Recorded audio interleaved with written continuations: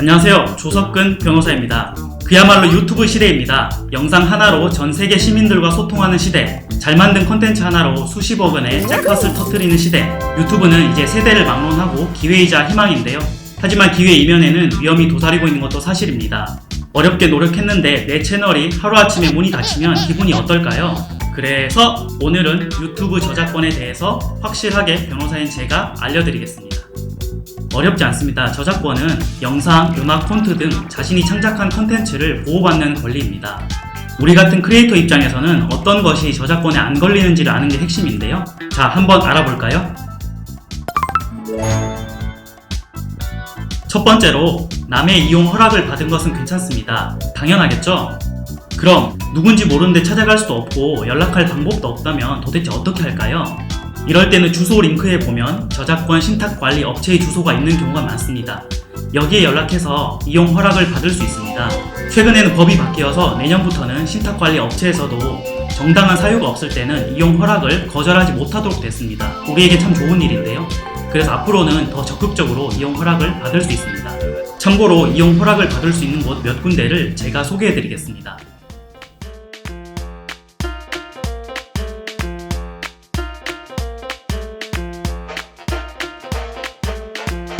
두 번째는 직접 이용 허락을 받지 않아도 라이센스에서 허락한 부분은 사용이 가능합니다.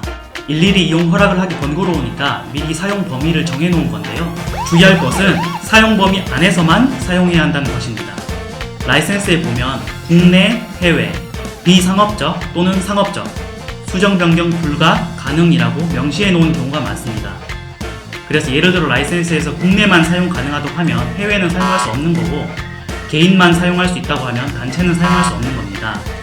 그래서 무료 폰트라고 해도 아무데나 다 쓸 수 있는 게 아닌 점 꼭 주의해야 합니다. 다음은 유튜버들이 흔히 잘못 알고 있는 것들을 제가 확실하게 바로잡아 드리겠습니다. 음악이나 영화를 돈 주고 다운을 받았으면 편집이나 업로드도 자유롭게 할 수 있을까요? 아닙니다. 다운로드 대가를 준 거지 편집이나 업로드 사용료를 준 것은 아니기 때문입니다. 허락을 안 받았지만 자기 영상물에 출처만 표시하면 괜찮을까요?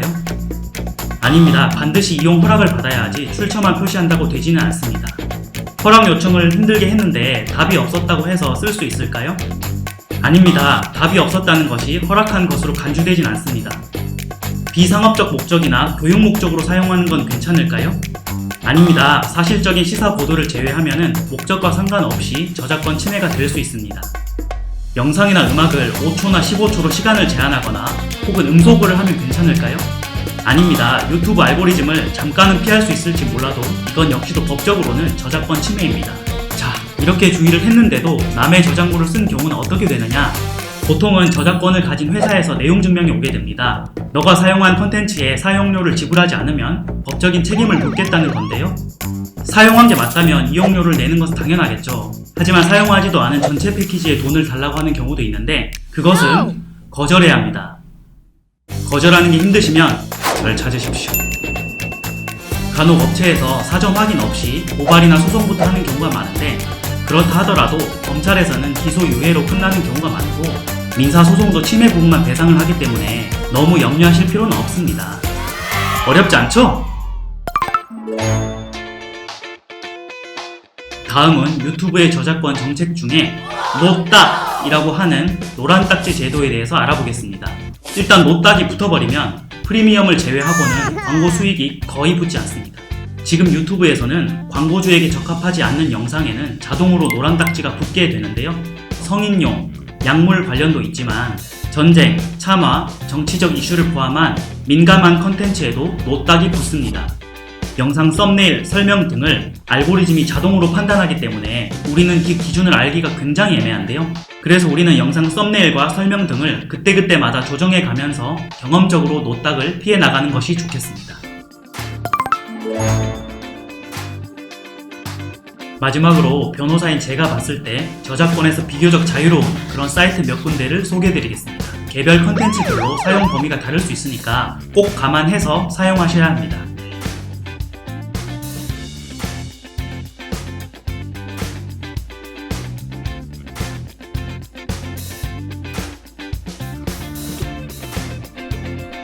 조금 더 자세한 저작권에 관한 문의가 있을 때는 저작권위원회에 직접 문의하셔도 됩니다. 유튜브는 국내 저작권 정책과는 다릅니다. 유튜브 스튜디오에는 무료 음원들을 사용할 수 있는 페이지가 있습니다. 유튜브 스튜디오 내에 있는 음원들은 가장 안전하게 저작권을 피해서 사용할 수 있는 음원 서비스를 제공합니다. 또한 최근에는 커버 음악 문화를 해치지 않기 위해서 본인이 직접 노래를 부르더라도 저작권 침해로 영상이 닫히지는 않습니다. 다만 해당 곡의 원작자에게 유튜브 수익이 분배가 됩니다. 커버 영상이나 음원을 유튜브에 올리려면 이런 수익적인 부분을 포기를 해야겠죠. 오늘 영상 어떠셨나요? 조금 어려우셨나요? 유튜버를 시작하려는 분들께 도움을 드리기 위해 라임크리와 저 조석근 변호사가 함께 준비한 저작권 이야기였습니다. 다음번에는 더 좋은 영상으로 만나요. 감사합니다.